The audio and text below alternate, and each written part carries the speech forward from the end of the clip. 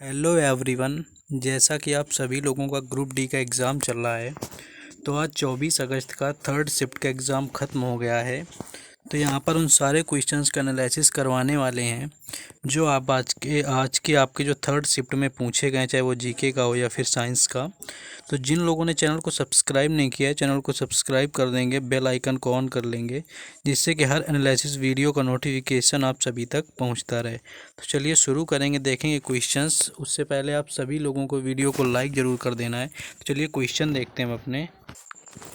पहला क्वेश्चन आया हुआ था कि पहला वित्त आयोग के अध्यक्ष कौन थे, यानी वित्त आयोग का गठन 2014 में किया गया था और पहले वित्त आयोग के अध्यक्ष कौन थे। तो पहले वित्त आयोग के अध्यक्ष केसी नियोगी थी, जो कि राइट आंसर था आपका इस क्वेश्चंस का।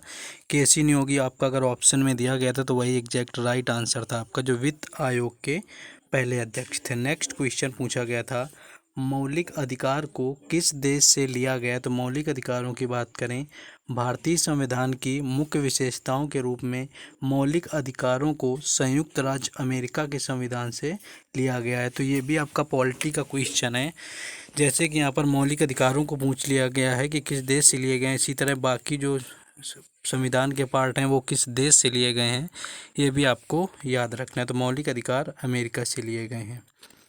नेक्स्ट क्वेश्चन था, पुरातत्व सर्वेक्षण का मुख्यालय कहाँ पर स्थित है। अगर पुरातत्व की बात करें तो पुरातत्व सर्वेक्षण का मुख्यालय देहरादून में है। इसका राइट आंसर देहरादून था, जहाँ पर पुरातत्व सर्वेक्षण का मुख्यालय स्थित है। इसकी विज्ञान शाखा आगरा में स्थित है। भारतीय पुरातत्व सर्वेक्षण ब्रिटिश पुरातत्व शास्त्री विलियम जेम्स द्वारा 14 जनवरी 1784 को स्थापित किया गया था। तो ये याद रखना है, ये देहरादून में है और इसकी विज्ञान शाखा आगरा में स्थित है।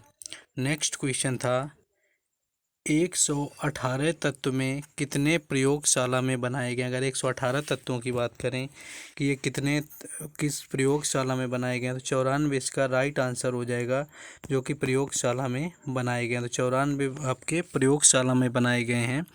बाकी आपके जितने भी तत्व हैं वो कहीं ना कहीं आपके नेचुरल तरीके से प्राप्त किए गए हैं।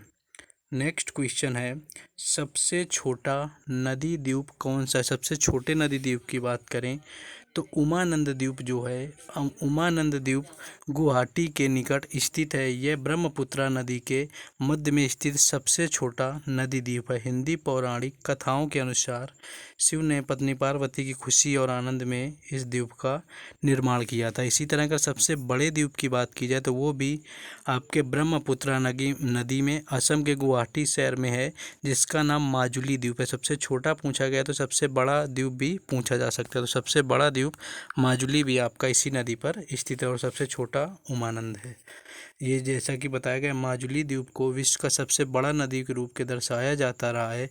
यह सत्य नहीं है, ब्राज़ील और कई अन्य जगहों में कई नदी द्वीप काफ़ी बड़े आकार के हैं, लेकिन आपका लिखित जो तरीके से है वो माजुली द्वीप ही है। नेक्स्ट क्वेश्चन है, पहली पंचवर्षीय योजना की आर्थिक समीक्षा कब प्रस्तुत की गई थी। पहली पंचवर्षीय योजना की आर्थिक समीक्षा कब प्रस्तुत की गई। तो जवाहरलाल नेहरू ने 8 दिसंबर 1951 को संसद में पहली पंचवर्षीय योजना को पेश किया था और उन्होंने उस समय सकल घरेलू उत्पाद जीडीपी का लक्ष्य 2.1% निर्धारित किया था। इस परियोजना में कृषि क्षेत्र पर विशेष जोर दिया गया था। तो ये भी आपको याद रखना है। नेक्स्ट क्वेश्चन है, शोक कुंभा नदी किसकी सहायक नदी। अगर शोक और कुंभा नदी की बात करें तो इसकी सहायक नदी ब्रह्मपुत्र है। तो ब्रह्मपुत्र इसका राइट आंसर हो जाएगा, जो कि शोक और कुंभा नदी की सहायक नदी है। चलिए नेक्स्ट क्वेश्चन देखेंगे। नेक्स्ट क्वेश्चन है हमारा, केंद्र सरकार ने पाम ऑयल पर एक्साइज ड्यूटी 7.5 से घटाकर कितना प्रतिशत कर दिया गया है। अगर पाम ऑयल की बात करें तो भारत सरकार ने कच्चे पाम तेल पर कृषि उपकर को 7.5% से घटाकर 5% किया है। तो 5% यहाँ पर आपके 7.5% कर दिया गया है। 7.5 से घटा करके 5% कर दिया गया है। नेक्स्ट क्वेश्चन आया था, वुमेन्स ऑफ द ईयर कुछ पूछा गया था आपका, जो अंजू बॉबी जॉर्ज थे crowned women of the year by world. तो ये आपका एक क्वेश्चन आया हुआ था, एग्जैक्ट क्वेश्चन नहीं पता चल पाया है कि वुमेन्स ऑफ द ईयर किसका पूछा गया है। नेक्स्ट क्वेश्चन था, अभी तक जितने प्रधानमंत्री बने हैं उनमें से कितने मुख्यमंत्री रह चुके हैं। ये भी काफ़ी इंपॉर्टेंट क्वेश्चन है कि अभी तक बनने वाले कितने प्रधानमंत्रियों में से प्रधानमंत्री पद से पहले मुख्यमंत्री के पद पर रहे हैं। तो कुल 6 आपका इसमें राइट आंसर हो जाएगा। नरेंद्र मोदी थे, आपके देसाई थे जो, और ये देवगौड़ा, प्रताप सिंह, चरण सिंह और नरसिम्हा राव, ये सारे लोग थे जो आपके प्रधानमंत्री बनने से पहले मुख्यमंत्री भी रह चुके हैं। तो ये भी आपको याद रखना है, इससे पहले ये मुख्यमंत्री भी रहे हैं। कुल 6 इसका राइट आंसर था, ये क्वेश्चन आया हुआ था।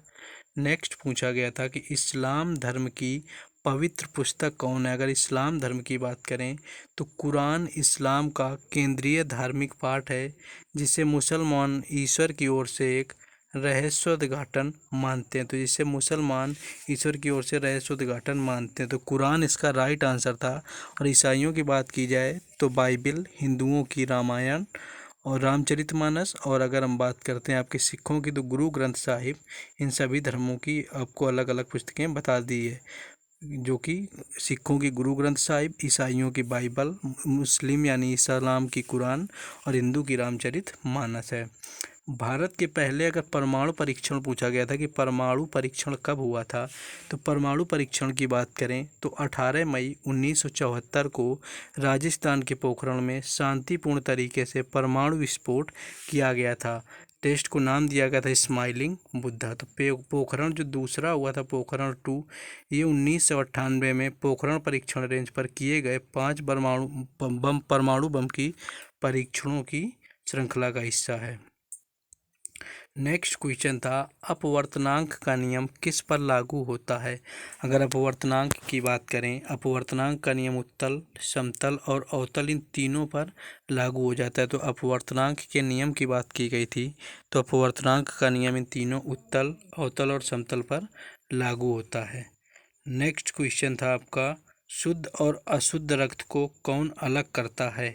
तो अगर फेफड़ों की बात की जाए, फेफड़ों के द्वारा अशुद्ध रक्त में उपस्थित कार्बन डाइऑक्साइड को विसरण की प्रक्रिया के द्वारा ग्रहण किया जाता है, और फिर विसरण की ही प्रक्रिया के द्वारा ऑक्सीजन को रक्त में मिला दिया जाता है, जिसके कारण रक्त शुद्ध हो जाता है। तो फेफड़ों का इसमें कार्य होता है अशुद्ध और शुद्ध रक्त को अलग अलग करना। तो ये भी एक क्वेश्चन आया था।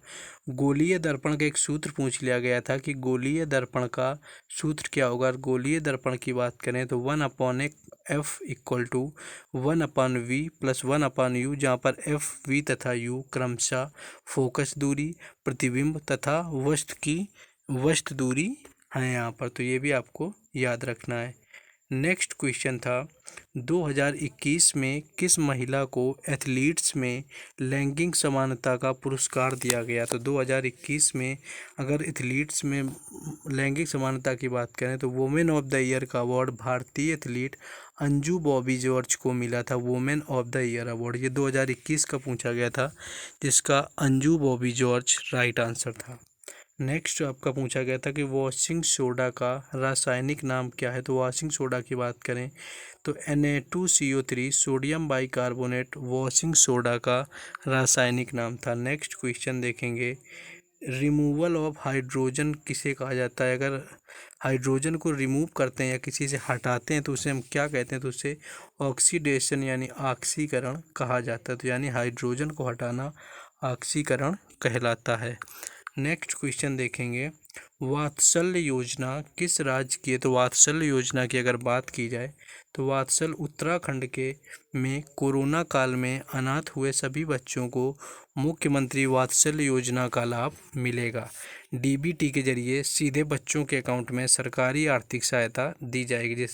ठीक है। नेक्स्ट क्वेश्चन जो पूछा गया था, किसका क्वथनांक सबसे अधिक होता है। अगर बॉइलिंग पॉइंट की बात करें कि सबसे अधिक किसका होता है, तो ये भी आपका पूछा गया था। और एक अम्बुबाची मेला से आया हुआ था, जो कि अम्बुबाची मेला गुवाहाटी असम में कामाख्या मंदिर में आयोजित एक हिंदू मेला है। यह वार्षिक मेला मानसून के मौसम के दौरान मनाया जाता है। तो ये भी एक क्वेश्चन पूछा गया था आपके अम्बुबाची मेला से, जो कि गुवाहाटी में कामाख्या देवी मंदिर में आपका मनाया जाता है। और 11वां ये मौलिक कर्तव्य का जो क्वेश्चन है, भारतीय संविधान में कब जोड़ा गया, तो ये सेकेंड शिफ्ट का है। इसको वर्तमान में 51 के तहत वर्णित किया गया और 1976 के द्वारा सरदार स्वर्ण सिंह समिति की सिफारिश पर 42वें संविधान संशोधन में जोड़ा गया था। तो ये कुछ क्वेश्चन थे जो आज आपके थर्ड शिफ्ट में पूछे गए थे।